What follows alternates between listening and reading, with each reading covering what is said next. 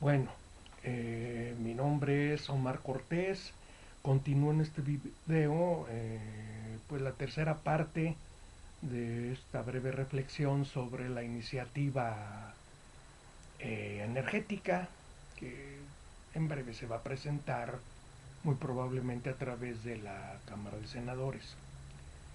Bien, en el pasado video decía que en la campaña de José López Portillo, en voz de él mismo, señaló que se le acercaron personajes de la CIA para informarle de la existencia de un enorme yacimiento petrolero en México.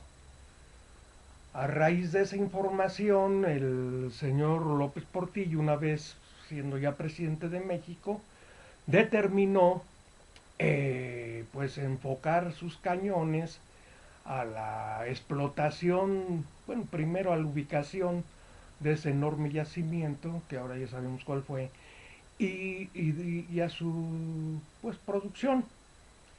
El planteamiento que manejó el señor López Portillo en aquellos años fue que con una administración correcta de esa gran riqueza petrolera, México podría salir de la pobreza en que estaba sumida una gran parte de su población, podía crear una infraestructura de acuerdo que garantizara el bienestar de las familias mexicanas, podría establecer pautas para el desarrollo del país y por supuesto para una equitativa distribución de la riqueza. Uno de sus planteamientos más sonados por aquellos años fue que antes de distribuir la riqueza había que crearla. Entonces, que dadas las condiciones de ese enorme yacimiento, con ello podríamos crear una gran riqueza y entonces sí ya poder pasar a una distribución equitativa de la misma. Claro, para llevar efecto esto había que endeudar al país, pues no se tenían los recursos para pues explotar ese enorme yacimiento. Y dicho y hecho, para pronto es tarde, se aventaron a adquirir créditos a diestra y siniestra de manera bastante ingenua. No quiero pensar mal, pero de manera inclusive bobalicona, creyéndose que los intereses que se manejaban al inicio de contratar esas deudas pues iban a permanecer así por los siglos de los siglos, o por lo menos hasta que el monto de la deuda se extinguiera. Y también partiendo del supuesto de que el precio del petróleo iba a continuar en el precio exorbitante que en aquellos años llegó a tener, que no es el de ahora, ¿eh? Bueno, en base de esas dos premisas se cometieron una serie de imprudencias. ¿Basadas en qué? Precisamente en aceleres. La administración del señor López Portillo se aceleró de una manera infantil y curiosamente como lo que está pasando ahorita. Y bueno, ya todos sabemos lo que pasó. Algunos lo conocimos de vida propia, pues, o sea, sentimos los efectos de aquellas babosadas, pues, en nuestro desarrollo personal y pecuniario, ¿sí? Otros, las nuevas generaciones, pues no solamente pues, ateniéndose a consultar periódicos y libros y entrevistas de aquella época. ¿Qué es lo que quiero decir al sacar esto a colisión, bueno, como ejemplo? El hecho de que todo este tipo de medidas hay que analizarlas con mucho detenimiento. En el régimen de López Portillo no se tomaron ni siquiera medidas de protección, ni siquiera en el plano legislativo se dio la forma en cómo proteger al país en caso de que esas cuentas alegres no salieran, ¿sí? El resultado fue pues, que acabó aquello en una catástrofe económica. El precio del petróleo se derrumbó y los intereses de las deudas contraídas se fueron pues al infinito, al cielo, ahí, a la estratosfera. Y los que nos quedamos, pero aquí sí que realmente encuerados y cargando una deuda que hasta la fecha continuamos soportando, pues fuimos la población. Así de plano, así de simple y así de sencillo. ¿Sí? Ahora, esto hay que tratar de impedir que vuelva a suceder.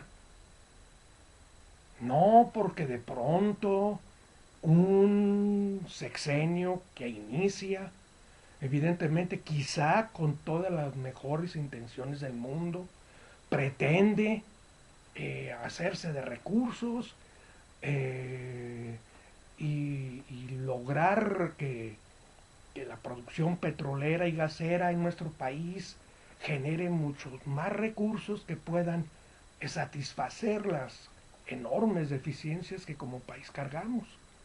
No por eso nos vayamos con las fintas, porque ya sabemos lo que puede pasar. Hay que andar con pies de plomo. Esto no quiere decir que nos quedemos cruzados de brazos y digamos mejor, ni le muevas mano, quedémonos así y ahí muere, ya no nos vayan a salir con otro domingo 7.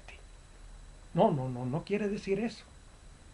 Quiere decir que tanto partidos como el sector privado, como el sector social, eh, tengamos muchísima prudencia,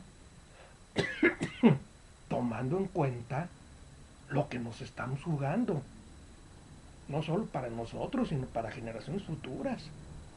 Porque el problema de desempleo, de falta de crecimiento, de todo eso que estamos cargando, en buena medida, no quiero decir que en todo, porque también sería una exageración absurda, en buena medida proviene de aquellos errores que se cometieron allá en la década de finales de 1970, principios de 1980. De allá proviene.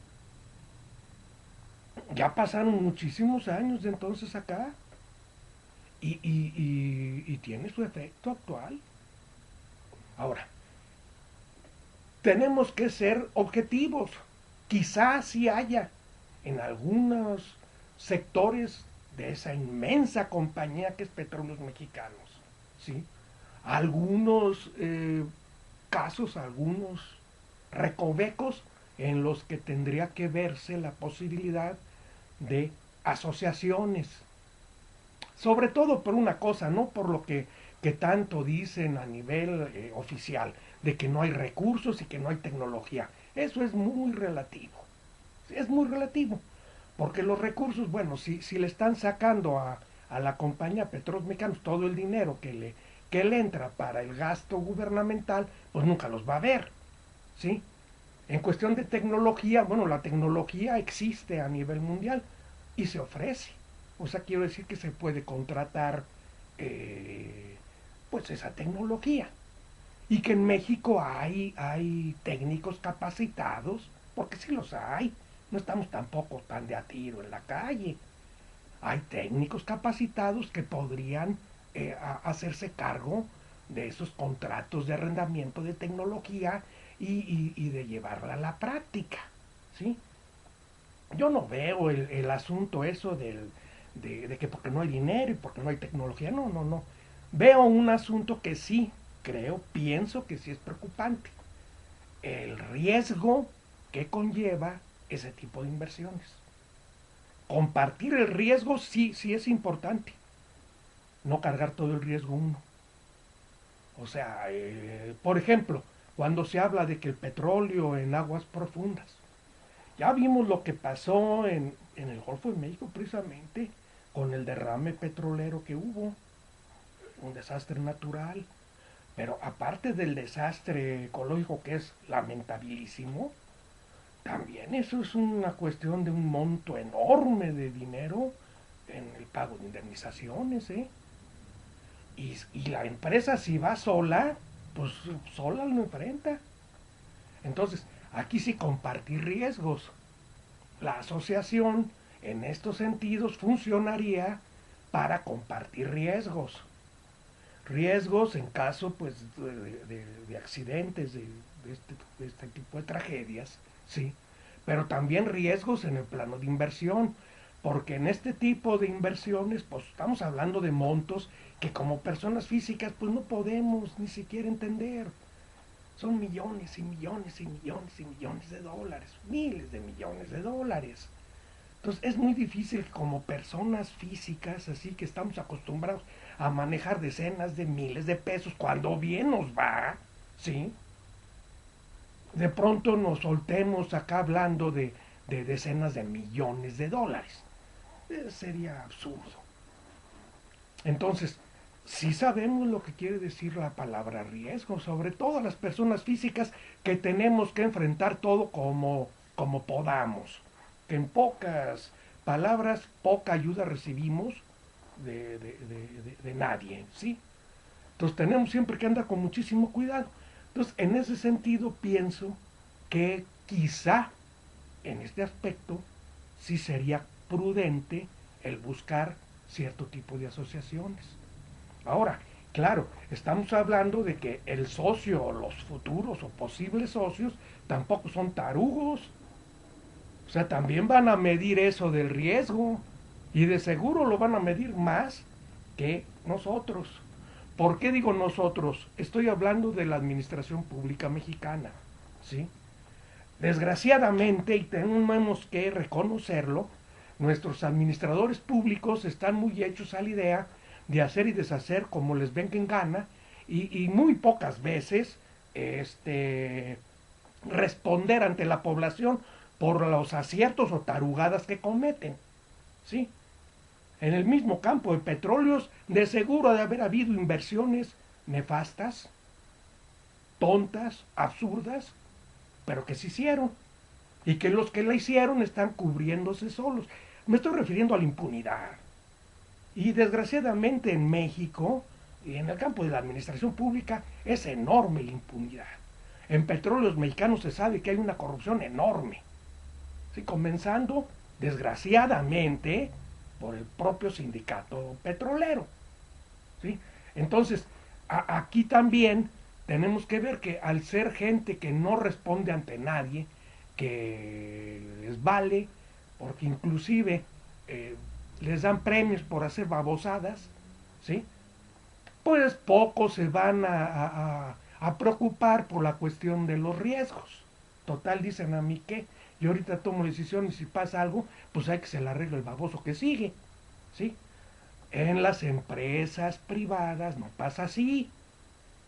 Entonces ahí es muy probable que las empresas que pudieran ser susceptibles de ser socios o empresas asociadas, pues no fueran tan tarugas y puntualizaran, pero muy bien, sacaran la lupa y vieran muy bien qué riesgos estarían dispuestos a aceptar, ¿sí?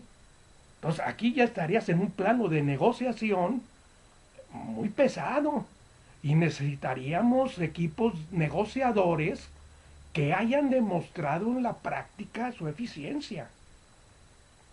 Ese es otro problema que carga nuestro sistema, nuestro régimen político mexicano. O sea, una democracia que realmente sea vigilante. No, nada más de que votes, llegan los otros, se suben, dicen, hacen, deshacen y luego se evaporan. Y si hicieron cosas buenas, bueno, pues nos fue bien. Y si hicieron tarugadas, pues nos llevó la fregada, porque nadie va a poder hacer nada. Eso también hay que tenerlo en cuenta. Y tratándose de una empresa del tamaño de la que estamos hablando, cuidado, cuidado, porque hay que ser muy, sumamente, muy cuidadosos. Eso es lo que pienso. Sé que como personas físicas, como personas, pues lo que digamos o no digamos, no va a tener gran influencia. Es una forma de comunicación, de ver hacia el futuro, de tratar de concebir otro tipo de México, ¿sí? Que puede ser medio utópico, sí, sí puede serlo, pero bueno, hay que comenzar por algo. O sea, diciendo, bueno, oigan, van a tratar sobre, me refiero a los representantes de la soberanía nacional, los senadores y los diputados, ¿sí? Oigan, van a tratar un, un, un tema de este monto, de esta importancia, por favor. No vayan a salir con sus babosadas de que porque vino la tendencia eh, del gran Tlatoani o como quieran llamarlo, del jefe máximo, se pliegan y ahí van a votar a lo tarugo. O sea, por favor, que entre un poquito de criterio y saquen un poquito de valía y que saquen un poquito de ética, ¿sí? Que tengan los pantalones para decir, oigan señores, pues el partido, el gran Tlatoani o quien sea dirá misa, pero las razones son esta y esta. Y yo pienso tal cosa. Y entonces sí estarían realmente representando a la población mexicana. De lo contrario, no están representando más que a ciertos intereses, ya sea a intereses que por X o Z quieren a fuerza eh, transformar ese párrafo constitucional, o al revés también es válido, a otros que por X o Z quieren que permanezca igual, o sea, a pequeñas cúpulas, ya sea de los que están a favor o estén en contra, pero no a la población mexicana. La forma de realmente representar a la población mexicana es adquirir un poquito de valía. No quiero llevar esto a un exceso de decir, oigan, sean un poco hombres y mujeres, ¿sí? No traten esto como si fuera una plática de cantina, carnales, ¿sí? Está en juego todo el país. Y quitémonos de la mente eso de que México es un país rico. Y no es cierto. Somos un país pobre. Tenemos pocos recursos. Y lo peor es que esos pocos recursos no los sabemos aprovechar. Ya es hora de que esto trate de cambiarse. Bueno, otra vez, y esto se fue demasiado largo. Mi nombre es Omar Cortés, soy el responsable del sitio Antorcha.net.